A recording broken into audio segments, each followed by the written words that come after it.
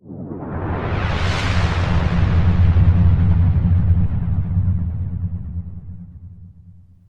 guys, this is Coach Pat Martin, and welcome back to another Coach Pat tip. Let's talk taxes. Oh my God, taxes, taxes, taxes. You know, I wish taxes could be sexy, but the reality of it is that the only time it gets sexy about taxes is when you figure out how to pay less in taxes. And can I hear somebody say a good amen on that one? Now listen, when we're talking about short sales and tax implications, my disclaimer is this: I'm not an attorney, I'm not a CPA. This is just what I've read and what my personal CPA, who happens to be a tax attorney, John Heyer. And you can find him at realestatetaxlaw.com, and you can get his newsletters and read it for yourself as well. So that's just a little tip there on John Heyer. He's been my tax attorney and CPA for probably 4 or 5 years, 5 years, 6 years anyways.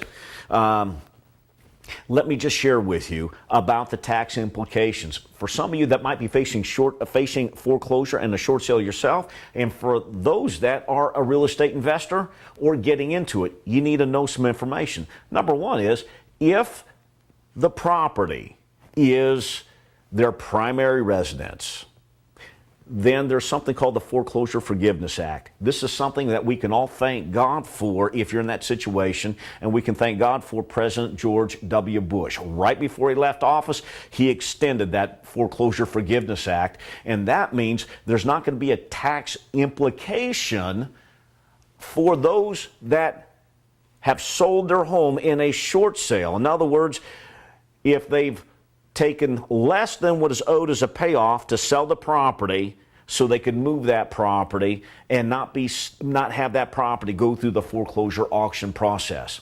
Now, my point being here is that there is a forgiveness for that difference, because I'm not a CPA, but there is a sense of phantom taxable income of, I call it phantom realized income, that's been forgiven here between what was owed and what the property was sold for.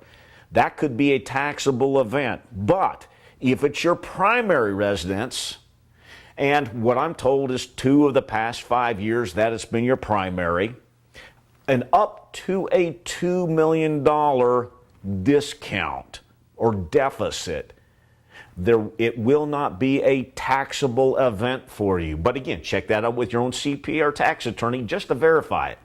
And you can verify it through John Heyer's office, and you can go online there to realestatetaxlaw.com and pull up one of his newsletters, and you can Google him and find it. It's there, black and white. And you know what? I can say it all day long, but if an attorney or CPA says it, oh my God, now it's gospel. So I'm just repeating what I know from my counseling sessions with them and what I've read from them in their newsletters. You can pass that on yourself. So again, now if it's not their primary residence, then it certainly could be a taxable event. Most likely would be, but if the CPA is worth his weight in salt, that shouldn't be that big of a deal. And so I'll leave it with that.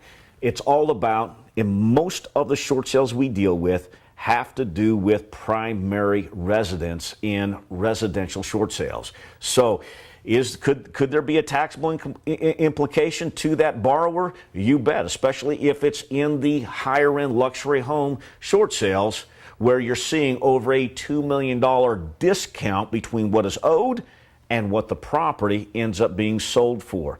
Now, just shy of that $2 million mark, it's covered by the Foreclosure Forgiveness Act as of today. Now, the current president in office, he may want to try to do away with that. I'm keeping my fingers crossed that that won't happen for the sake of many of the people out there in our country that are facing foreclosure and are in need of a short sale. So I just want to share that with you. That's Coach Pat's tip. I'm signing out. I'll talk to you later.